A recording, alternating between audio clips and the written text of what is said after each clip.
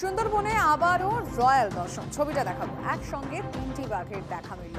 পীরখালির জঙ্গল থেকে বেরিয়ে নদীতে ঝাঁপ দেয় তিনটি রয়্যাল বেঙ্গল টাইগার। আমি কথা বলতে চাইবো আমাদের প্রতিনিধির সঙ্গে।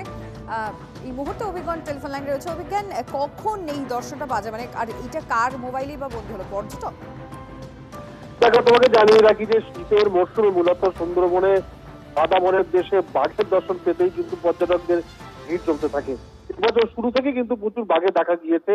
আর সব থেকে বড়, একসঙ্গে তিনটি বাঘের দর্শন কিন্তু মিলেছে গতকাল পরন্ত বিকেলের দিকটায়, যখন শরৎখালী নদী থেকে একের পর এক যখন পর্যটকদের লঞ্চ বোট ওই নদীপথ দিয়ে এগিয়ে যাচ্ছিল, সেই সময় তাদের নজরে আসে হঠাৎ করে একেবারে ম্যানগ্রোভের জঙ্গল, পীরখালি 1 নম্বর যে জঙ্গল রয়েছে সেই জঙ্গল থেকে 3টি বাঘ একেবারে ঝাঁপিয়ে পড়ে শরৎখালী নদীর জলে।